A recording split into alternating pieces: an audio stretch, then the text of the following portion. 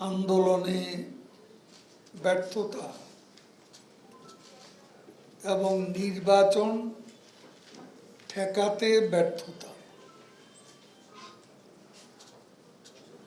এই ব্যর্থতার পর বিএনপি আবারও দেশে আন্দোলনের নামে বিশৃঙ্খলা ও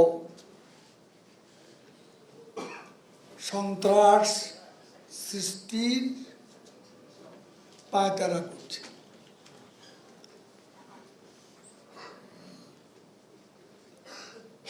আজকে অনেকেই বলেন যে আমরা পাল্টাপাল্টি সমাবেশ করছি।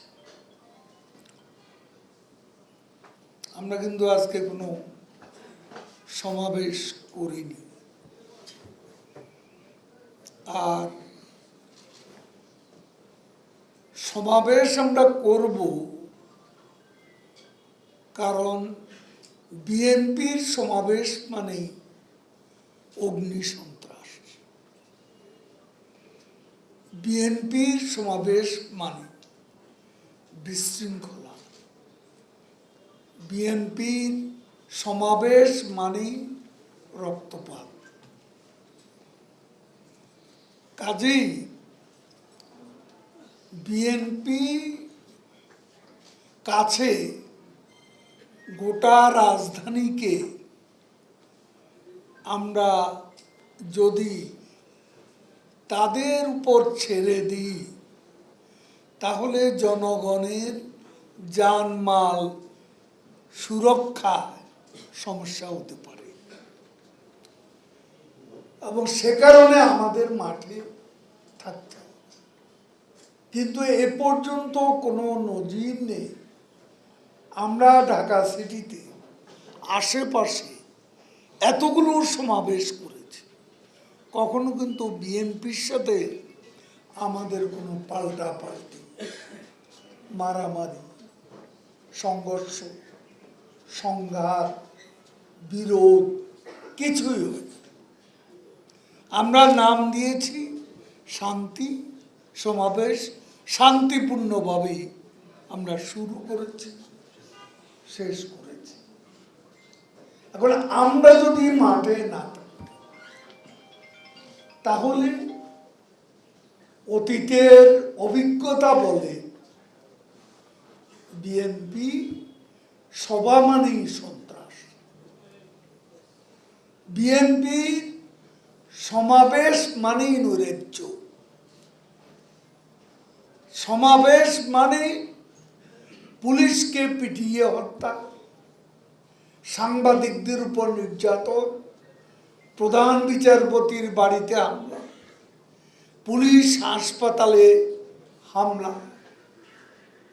এটা আমরা 28শে অক্টোবর সারা দেশের মানুষ লক্ষ্য করেছে, আন্দোলন করেছে। আমরা নাকি পালাবার পথ পাব না। আর সেদিন দেখলাম মির্জা ফখরুল সাহেব সব একে একে সব নেতা কত যে দ্রুত, বোধহয় দোরসালাউদ্দিনের চেয়ে দ্রুত সেদিন মঞ্চ থেকে একে একে নেমে গলি গলি খুঁজে পাচ্ছিল না, পালাচ্ছিল। তো পালায় কারা? আবারও প্রমাণ হয়েছে পালায় বিএনপি। সেই 2007 সালে তাদের ভারপ্রাপ্ত চেয়ারম্যান মুসলেখা দিয়ে আর রাজনীতি করবে না বলে লন্ডনে পালিয়ে গিয়েছে। সেই নেতার আজও বাংলাদেশে ফেরার সৎসাহস হয়নি। যেই নেতার নির্দেশে এখন বিএনপি চলে সেই নেতৃত্ব রিমোট কন্ট্রোল লিডারশিপ। বাংলাদেশের আন্দোলন নেতৃত্ব যদি বাংলাদেশের রাজপথে না থাকে, সেই আন্দোলন কোনোদিনও সফল হয় না। আর যে এই বাংলাদেশে আন্দোলন যদি ব্যর্থ হয়, নির্বাচনেও ব্যর্থতা হয়। যারা আন্দোলনে পরাজিত তারা নির্বাচনে বিজয়ী হতে পারে না।